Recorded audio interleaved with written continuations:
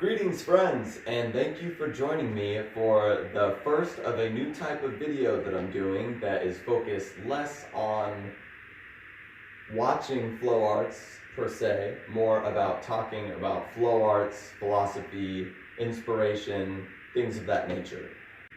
And today I wanted to share with you all my top 5 tips for flow artists, fire performers, hoopers, Dragonstaffers, whatever you want to call yourself. I'm sure that these tips can apply to other art forms and things, but these are going to be centered directly around the flow arts. Tip number 5, remember why you started and set goals for the future. Many of us have different stories of how we got into flow arts or fire performing or juggling or hula hooping or whatever the thing is.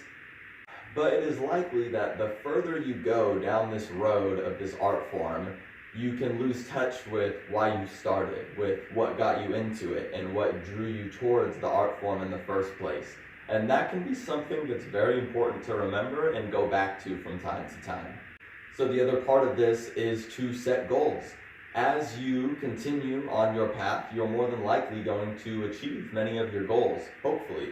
And as you do that, sometimes it can be a double-edged sword because you achieved the thing that you wanted so badly, but now you don't have another goal to work towards. And sometimes that can cause a lack of motivation.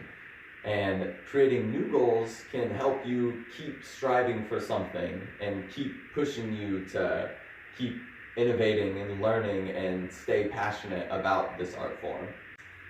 Another thing about remembering why you started or where you came from and setting new goals, this doesn't just apply to larger goals in your art form, it also applies to direct tricks.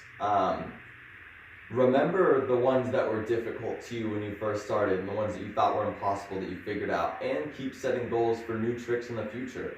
When I first seen Dragonstaff, I was like, whoa, if I could just do a chi roll, I would do that all day. That seems like the coolest thing. Then once I learned a chi roll, I was seeing a matrix and was like, if I could just matrix, I would be the shit. And then you learn a matrix and you see Linda Farkas do a leg chi roll and you're like, what is this? Now I need to learn this. And the more you reach these goals, the more you need to set more difficult ones further down the road. Yesterday I started playing with the concept of a forward somersault with 2 Dragonstaffs. So my new goal, when I first saw Dragonstaff, it was to learn a chi roll. My new goal was to try to do a forward somersault with 2 Dragonstaffs and keep them both rolling. That's just how it goes sometimes. You gotta remember where you started and keep making goals for where you want to be or what could be possible if anything was possible with the prop. Another thing that I recommend is keeping a notebook somewhere handy dedicated specifically to your art form, like I have here, and I use it to write down trick ideas or maybe things that I could work up towards or possibilities that I haven't tried yet. I'll fill it with video ideas. I'll write out tutorials like this video that I'm doing now. You can use it for a lot of different things, but writing down your goals and ideas and concepts can really help give you something to refer back to, because it's really easy to lose track of an idea that you had or a trick that you once did or were working towards. Tip number 4, take care of your health. Flow arts, juggling, spinning props, these types of things are all physical practices. They require our physical body. And that's why it's so heartbreaking for me whenever I have any kind of injury or health problem where I can't flow or do certain tricks that I enjoy doing. It drives me crazy. So, huge that you take care of your health. As we get older, and we all do, I try not to think about it, but as we all get older, we are more susceptible to injuries. We're more susceptible to health problems. And by doing things like taking care of your diet, exercise, yoga, stretching, you can help prevent these types of things and also prolong your health so you can keep doing what you love for as long as your life will possibly allow. Something I try to remember is that preventative medicine is the best medicine, meaning that a lot of times once we have health issues, it's difficult to fix them. And more often than not, they can lead to other health problems if we don't take care of them and address them. This is why yoga has become something that I have done increasingly as I got into flow arts. Before I got into flow arts, I went to maybe a class a week. After I got into flow arts, it became 2 classes a week, then 3 classes a week, and now I don't go to classes where we don't even have that option in the pandemic, but I practice yoga every single day. I'll usually take 1 day off, but I'll still do some things. It's just not a full practice, very light. But my point is, preventative medicine. Stretch before you flow. Take measures to prevent things from going wrong and happening. Just because when you first started hula hooping, you could get up into a shoulder stand and start hula hooping with your leg without any stretching or warming up, doesn't mean that you'll be able to do it now as the years go on. Maybe it's cold out, maybe something's just off, and you do that trick without warming up or stretching, and you can completely mess up your neck, and now you're in a neck brace and you can't flow for a little while. So, very important that you take care of your health for your body, as well as your mental health. Taking care of your mental health is a bit of a separate subject. That is something that's going to vary person to person. Some things that I would say that help me very much is having community and having positive influences in your life. That could be anyone. For me, that's mostly my 2 main yoga instructors, Sandy and Heather. Hi, if you guys are watching somehow. But them two, they're basically superheroes in my life, and being around them makes me want to do better. And when I'm doing things that I know that I shouldn't be doing, like earlier in this year I started smoking cigarettes, I would feel so guilty about smoking cigarettes because I think about what they would think if they knew that I smoked cigarettes or see me smoking cigarettes and how disappointed they would be. And not that they would ever even say anything, I don't know that they would, but my point is having positive influences directly in your life can greatly affect the decisions that you make. And if they're a real positive influence, they will influence you to make positive choices in your life. One way when you're feeling uninspired or unmotivated one way to fix that is by taking motivation out of the equation completely. And instead of having motivation, build a habit. If you have a habit every single day, you don't need to rely on motivation to get up and do something. I recently quit drinking coffee, but when I drank coffee, first thing after I'd finished my morning yoga, I would go make a pot of coffee and get it going before I start doing anything else. I didn't need the motivation of the caffeine or the sugary creamer to get me up and making that pot of coffee after yoga. It was my habit, it's my routine, it was built in. It's just the first thing I'm gonna go do afterwards, no matter what. So sometimes if motivation is not coming to us, you have to scrap the motivation altogether and just build a habit.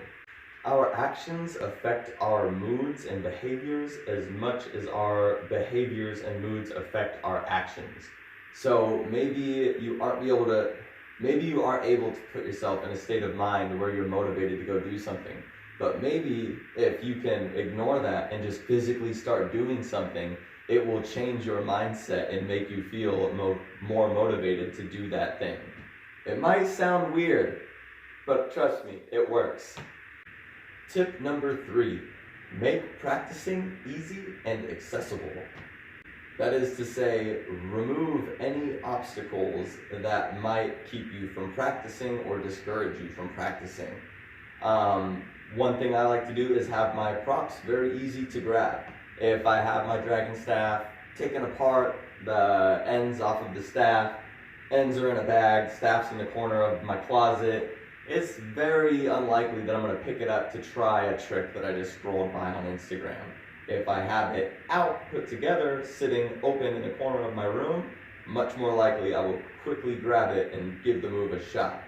I recently learned a bit of juggling, and a main reason I was able to do that was because, well, A, I have a roommate who juggles, but B, he left his juggling props out in the open in the kitchen or near the kitchen so that whenever I was cooking, my rice is going to be sitting for 20 minutes or something's in the oven for a while.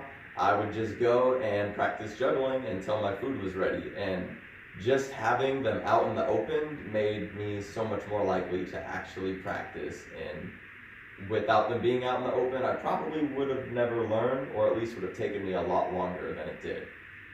A big one for flow artists, have an open space. If you have to move your furniture around to be able to flow, much less likely that you're actually going to practice.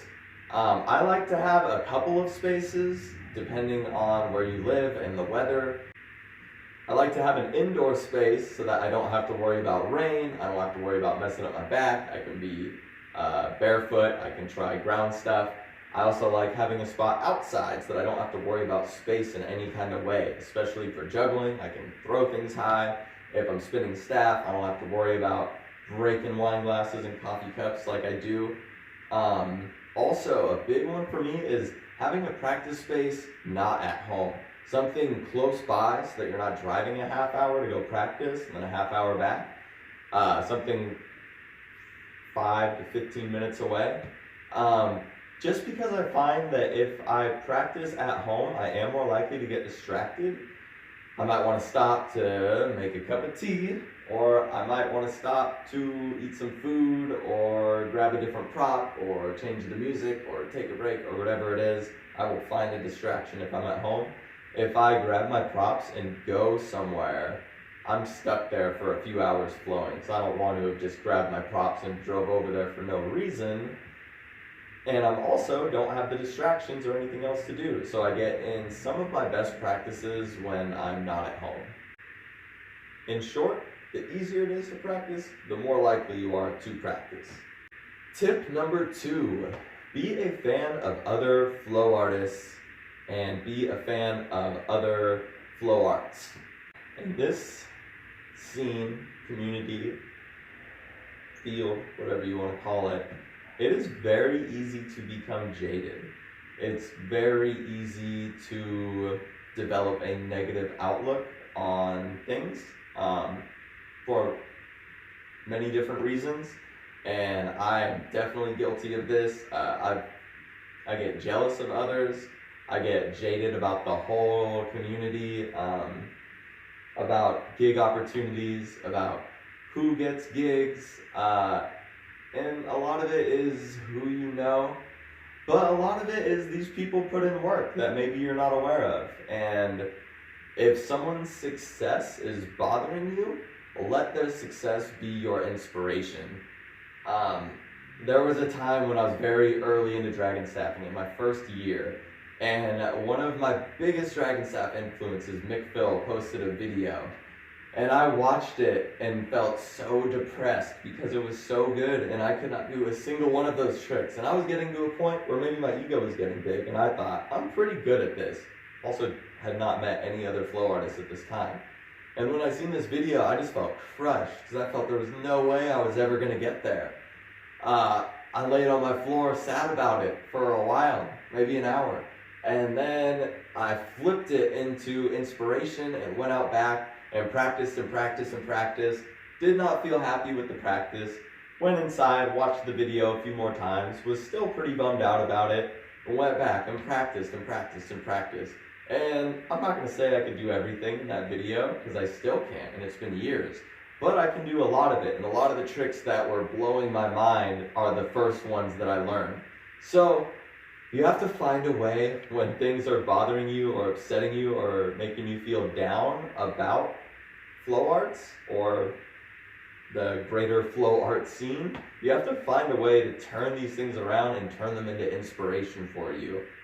Sometimes this is really easy and obvious to catch on to. Other times it's not. Sometimes I just start to feel stagnant in my flow and I'm not learning any new tricks. And I don't even feel like learning new tricks. I'm just doing the same things over and over again, but not really feeling inspired in any kind of way. That is a time where I need to be inspired by other flow artists. Just watching videos, maybe going back to the people who got me into it, like Linda Farkas. Maybe it is looking up new artists. Maybe it's watching new props. There can be a lot of different ways, but sometimes I need that motivation sparked in me by another flow artist. Which brings me to why I have these pictures out here. I keep the people who have inspired me within sight. I feel like more regularly I can see them, the more I will be reminded of them and their greatness and what I want to aspire to be like. So this is BKS Iyengar. He is one of my biggest yoga influences, and I guess you would call him the creator of Iyengar yoga. I don't even know if he would have used those terms, but he's definitely the man behind the name Iyengar yoga. And another major influence for me is Linda Farkas. She was one of the first flow artists or fire performers I found through watching YouTube, and I was completely blown away. And it's probably the only, if she didn't exist, I probably would have never gotten into this. So I keep multiple pictures of them up around my place so that I'm constantly reminded of them. And the last tip, my number one tip, the most important, probably the most obvious as well, but I cannot stress it enough, and that's to practice daily. And this doesn't have to be in any kind of strict way. It doesn't mean that it has to be for 5 hours every single day. It could be for 2 minutes every single day. I wouldn't recommend that either. But my point is, you need to find a way to practice daily that works for you. When I first got a Dragonstaff, I was working full time, and I believe I was going to school also at the same time. And I got this prop, and I would leave for work by 5. No, I'd be up by 5. I'd leave for work by 6 a.m. And usually around 5:45, 5:50, I'd be ready to go, and I'd have 10 or 15 minutes to kill. And I would just sit in my room and do chi rolls with the Dragonstaff until it was time to go. And for some reason, just having that regular muscle memory helped a lot in just getting down the basics, even when I didn't have that much time to practice. And then on my days off, I would actually take the staff out to a park and practice as long as I could. I'd bring snacks and drinks and go to a park, and I would be there until it was getting dark. Another thing, breaks. Taking a break from practicing. People have different viewpoints on this. I think that breaks are very healthy when they're deserved or needed, not like I was saying earlier, if you're just feeling a lack of motivation or you're feeling jaded and you're like, I'm just going to take a break. Maybe you do need a break. Everybody's different. But to me, if I've just been going really hard, pumping out tutorials and learning new tricks and going to fire jams and festivals, I can definitely start to feel a little bit burnt out, and I might not pick up any prop for a week and just focus on yoga and other things. So this might go against what I was just saying about practicing daily. But this is a very irregular thing. Maybe 2 or 3 times a year I'll take these weeks off. And also, it leads me to another point. Practicing every day doesn't have to be directly practicing with your prop. It could mean that you spend time doing yoga or stretching or practicing a physical activity that is going to enhance your flow arts, that you're going to be able to incorporate into your flow arts, but you need to be able to learn this somersault or cartwheel or handstand before you can even incorporate a trick into it. So taking a break can mean working on other things that will apply to flow arts. It could mean that you're taking a break to simply study other flow artists, studying the subtle intricacies of what they're doing and what makes their flow so appealing to you or others. It could mean taking some time to just watch a tutorial a day for a week and you're just learning a simple trick here and there, but then when you come back to it in a week, you have a whole bunch of new tricks to mix in with your normal bag of tricks. So I think that does it. These are my top 5 tips for other flow artists. Of course, I have other advice and things I would give, but I do feel that these 5 have been the most important to me and the most effective for me. I hope that they've been helpful to you, and thank you so much for watching. Please let me know what you thought about this video, or if you would like to see more videos like it. Hope you enjoyed, and I'll see you guys in my next video.